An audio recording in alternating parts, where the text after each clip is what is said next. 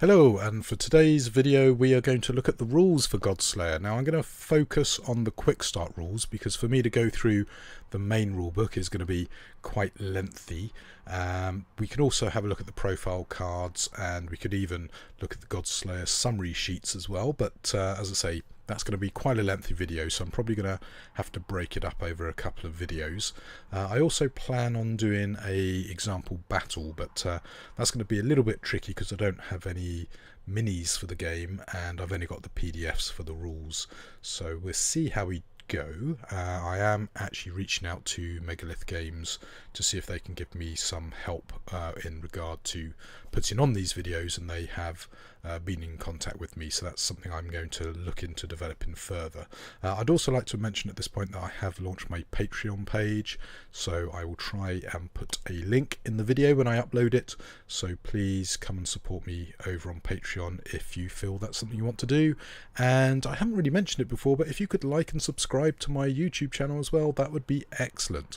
Anyway, enough waffle, let's get on with the quick start rules. So let's zoom in and go to page 2. Now page 2 gives you a quick welcome, gives you an overview to the game, talks a little bit about what you need, and then goes into game conventions. So let's scroll down a bit. So for the game you're going to want a tape measure and some D6 or 6-sided dice. It recommends you play on a 4x4 foot table, or 48 inches if you prefer. And obviously if you need to roll something like a D3, there is a little table that you'll see when I scroll down a bit further, and there you go, simple, easy peasy. Now the models are divided up into individual and unit models. So unit models are obviously models that are part of a unit, so you could have anywhere from, I don't know, 3 to 10 models in a unit typically. Individual models are standalone figures, so a hero, a monster, a beast, a piece of artillery, something like that. Although artillery, I guess, might count as a unit because they have crew. Anyway, models is, you know, a metal mini. I don't think there are any plastics currently in the range, and then a model can then be subdivided into either individual or unit model. In addition, models are divided into friendly or enemy models. Now I do believe in the full rulebook it does talk about having an ally, and an ally is not an enemy model, but it only counts, I believe, as a friendly model if it's the same faction as you. So that's something to have a look at in the full rulebook. It also mentions the fact that you've got profile cards, and in case you don't know how to do a D3, it's over here on the left, so have a look at that. So the next page starts talking about your profile cards. So it very helpfully divides it up into section 1, 2, 3, 4, etc. So on the left hand side here you have the unit, whether it's a model or a unit model, and of course what it's called, etc. Across the top you've got your statistics, so you've got your movement rate, your melee skill, your missile skill, your magic skill, your defense, so how hard you are to hit, your armor, how hard you are to wound, your leadership ability, and your actions. So this figure here has 5 actions, so it could move X amount of times. You've then got underneath any abilities, any tactics, any special talents, spells for example. Down on the bottom left here you've got your weapons and armor, and then finally over on the right your health. And because this is a standalone mini, it's got some special colours here to show that it's wounded, which is something that's spoken about in the combat section. On the right hand side of the page here you've got the back of the card, so how many units you can deploy. So the deployment limit for this particular card is 1.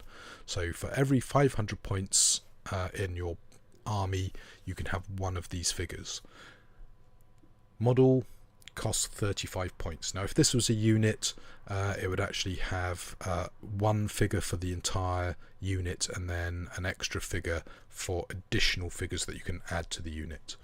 Over on the right here you've got your sub-faction ability and then a breakdown of what stuff does. So in theory, once you've got the basics of the rules down, which is, you know, pretty easy to do, all you need are these faction cards plus the add-ons that you might buy for your models. And as you can see, got some nice stuff on here, and so if you're thinking, well, what's this hardened will? Well, if you come over to here, the Valkyrie is not required to take fear, horror or bravery tests. So there you go. So what's that ability? Well, hopefully it should tell you on the back of the card. And it then talks about it here. So what everything does, special talents, weapons, deployment limits and all this. Now, one thing that you do need to watch out for is the defense and armor of a shield are already calculated into the basic statistics of this model. So what you've got to watch out for is on some units, if, for example, an attack ignores a shield bonus, you're going to have to check whether this defense and armor bonus from the shield is already factored in, and if it is, take it away. Other models don't have a shield as standard, but you can add it as an add-on. So that's one of the little wrinkles in the game that can make it a little bit complex, particularly if you've never played a war game before. Health bar, so it shows how many life points you've got, and when you take damage you tick off the boxes. The other little bit that you might come across is this model attribute.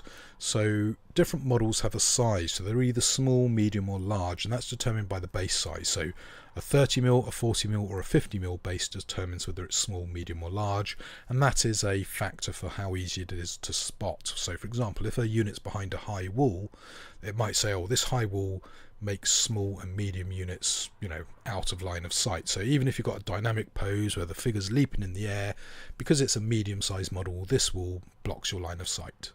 And I do like that, because one of the big problems with like a true line of sight system is if you have dynamically posed models, often like the sword is sticking up above the wall, and then it's like, well, I can see a model, I can shoot it, and it's a bit silly if the unit size is actually a small one. So it does look like it's got rules for that. We will come back to that when we get to the terrain.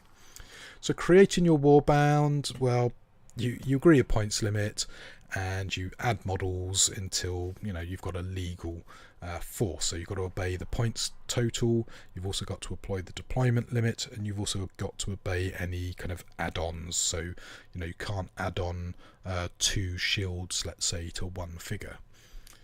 Now each warband must also include a warlord. Now for units you've got a slightly different life point total. So this particular unit has a leader, a musician, and then 2 extra standard troopers, and that is this kind of dark grey area. This kind of light creamy area off to the right is for optional models, so you can add a maximum of 4 extra figures to this particular unit. So you get 4 figures as standard, a leader, a musician and 2 standard troopers, and you can have 1 to 4 extra guys. So that's something to pay attention to, and there will be a cost implication to that. It also goes on to clarify items. So for example, you can have a heavy weapon pair, armor, talisman, potion. So that's something you can choose as an upgrade for this model potentially. And there's a whole load of information about that. Then it's got some general terms. So an object is something that's on the battlefield that's not a model. So for example, a wall, a house, a tree, that could all be, I guess, counted as an object. You've got leadership range, which is equal to your leadership value. So if you've got a leadership of 9, you have a leadership range of 9 inches. It also defines a line as a straight line with no width. It also clarifies range. So there are 2 ways of being in range, and that is very similar to kind of a War Machine Horde's way of thinking. So either something's in range or completely within range. So completely within range, the entire model's base must be within, let's say if it's 9 inches, the entire base has to be within 9 inches. In range, you could have just 1 millimeter of the base touching that 9-inch kind of range, and that means it's in range but it's not within range, and that can be important for various effects, because it might say if a unit is in range, do this to it, but it equally might say if it's completely within range, do this. And so you need to know that. That's a pretty important definition. Tests, they're rolled on 2d6, and you typically have to roll less than your target number. Obviously if you roll equal to it, that is often fine. There are also other dice rolls you might do where it says you need to roll a 3+, 4+, 5+. And then it also talks about origin models and target model. So Again, that could have an effect on various abilities and tactics. Line of sight's discussed, and it's talking about size in. So a small base has a sight value of 1, and obviously, something that's large, 3, will block your line of sight to something that's, sight value of 1. A little example diagram here, and then it goes on to talk about deployment. So get your 4-foot battle board and choose which side to deploy on, and then you roll 2d6, and then whoever's got the highest leadership adds 1 to that dice result. So whoever ends up rolling the highest, they are nominated as the starting player. Now what you've got to be careful of here is a starting player is not necessarily the person who actually goes first. So the starting player deploys first, and it talks about 32 inches apart, 8 inches in, but you can then choose who actually activates first. So for example, you could say, well, I don't want to go first because there is a disadvantage to going first. However, once you've decided who's going first, you generate your action tokens, the starting player actually activates, and then they activate either one model, one unit, or both one model and one unit, or 2 individual models. And there's a little table coming up, I believe, if I remember the rule book layout correctly, which talks about that. And then once they've done that, the other player goes, and you keep going until all units and models have activated, and then that's the end of the round. Then you generate your action tokens, determine the starting player, etc, etc. So action tokens, when you activate a model, you can spend your action tokens. Now you can either use tokens or a dice to do that. Some people find tokens on the card better, other people like to mark dice on the model itself. Now what's interesting with the game is this is what makes it really good, because the action tokens allows you to trigger abilities, allows you to, for example, move, to attack. But if you decide to finish activating a model or unit, the action tokens stay with it, but you can't reactivate that unit. However, by having tokens available, should someone, for example, attack you, you can react to that. Now, if you've spent all of your action points or action tokens, and someone attacks you, well, you're kind of knackered. You can't do anything in response. So there is a little tactical decision there. I'm going to activate this unit or this model. I'm going to do some of my abilities, but maybe I want to keep some of my action points back.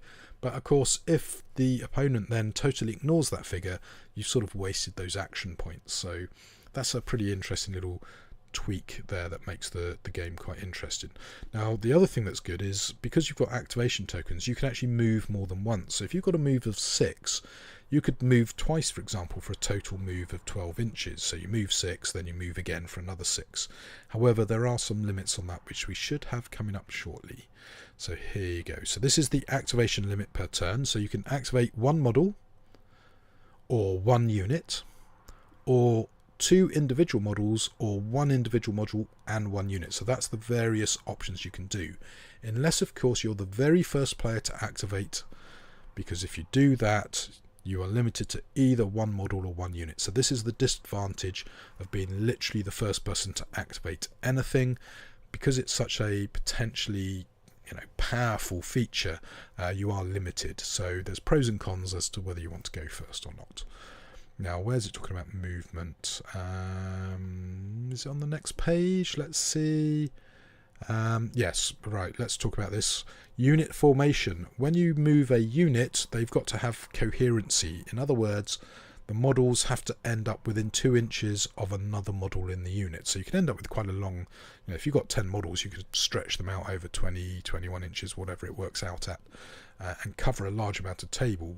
But obviously, if someone takes out the middle figure, they're going to have to sort of regroup and get back together. So watch out for that. So it talks about what happens if you're out of formation.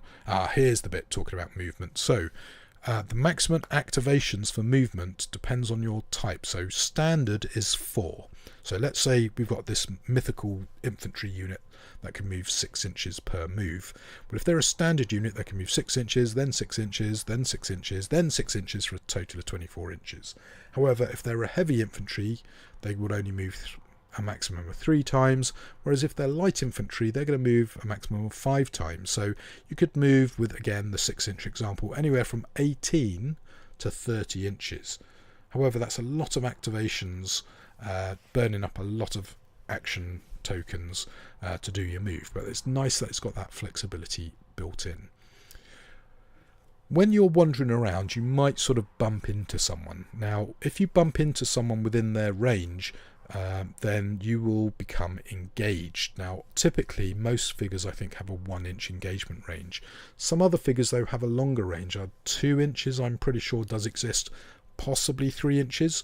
So you've got to be careful of that. If you wander too close to a unit, you can engage them. Now, of course, that's again another really cool tactic to sort of bimble over to a unit or a model and engage it, and that means you've locked it down, because there are penalties to trying to wander off. However, if you actually want to attack someone, you're better off, rather than engaging them, to charge them. But charging is a very particular activation, which I believe we do talk about here.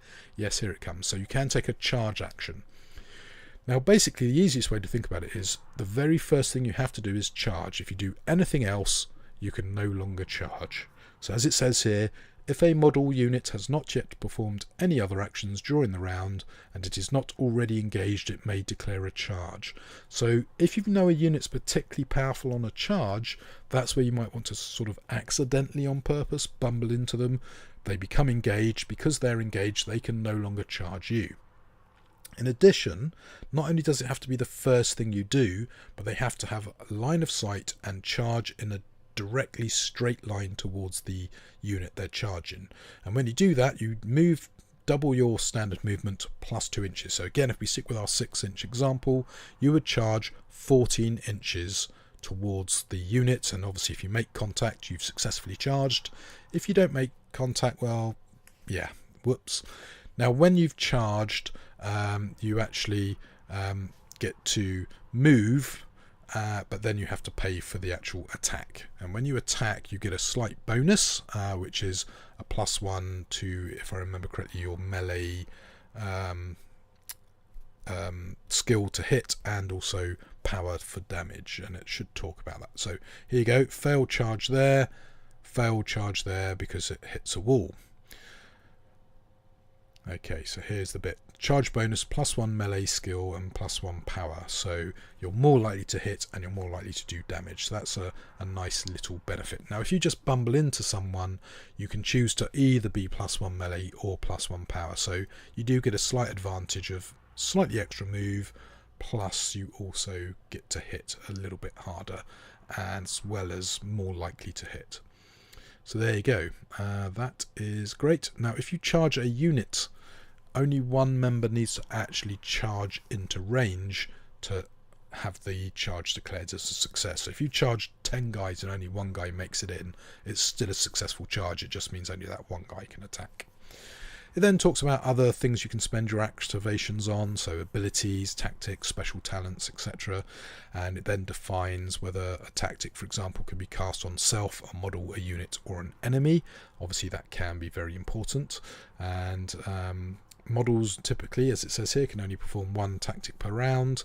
And in addition, you tend to only be able to have a tactic on a unit once. You can't put 3 tactics on one unit. And it talks about various bits and pieces here, and of course you can download this PDF for yourself to have a closer read. And then here it's talking about leadership tests. So the origin and target model unit each roll 1d6 and add their leadership. If the origin model, i.e. the person casting or applying, I suppose, the ability, scores equal to or higher than the target, the test is successful. So obviously you want a high leadership model to cast a tactic onto a low leadership unit, for example, to guarantee it's going to trigger. So there you go, that's pretty good. Here you go. So tactics, you can have one self tactic, one friendly tactic, and one enemy tactic.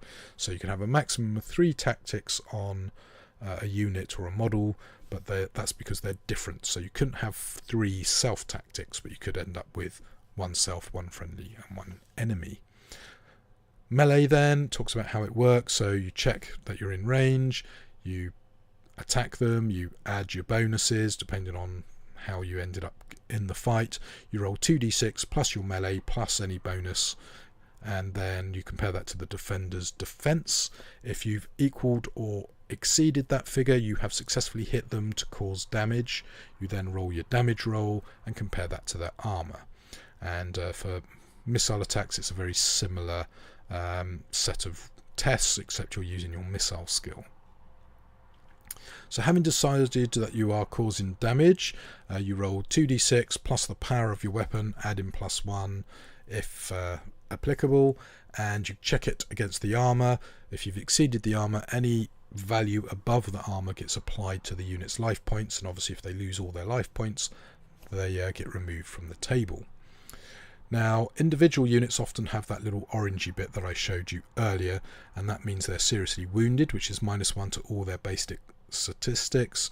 Obviously, normal units just get taken out pretty easily.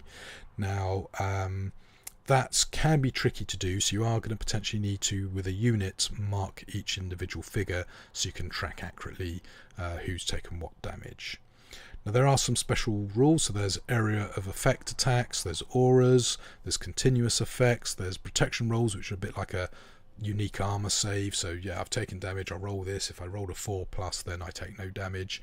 There's also the really powerful knocked down effect. Now, if you knock down someone, not only can they do no actions, but they've got -2 to their defense, can't benefit from tactics, and also have no sight value. So for example, you can shoot someone behind them, and basically at the start of their activation that they have to spend 1 action to stand up, and of course because they've done that they can not charge. So it's a really good way of stopping a powerful unit from charging you. Knock it down. Obviously easier said than done. Okay, terrain then. So these are objects. So there is open terrain, difficult terrain, and impassable terrain. So impassable terrain, yeah, you can't cross it.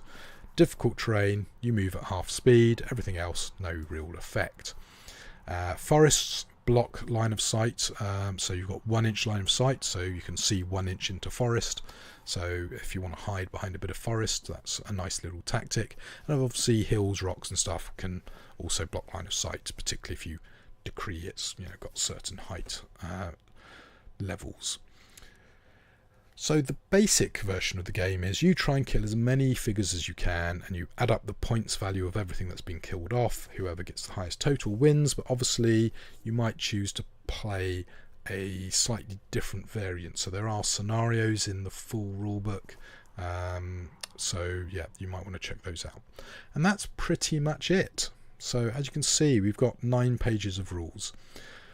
The extra pages are sort of background information. So nations of Caledon, so the Bane brood, who are the sort of beastmen, brutal, not super fast, not super tough.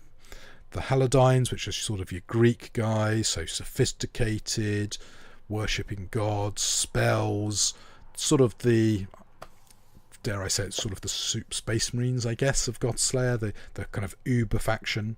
The Mortans, who are a sort of twisted Roman empire, so they have the undead. So you've got the Praetorian legions, the Lich Lord emperors, liberating humanity. So I don't know, these are sort of your evilly guys, so into necromancy and weird technology, assassination, alchemy. So they're sort of the baddies in some ways of the world.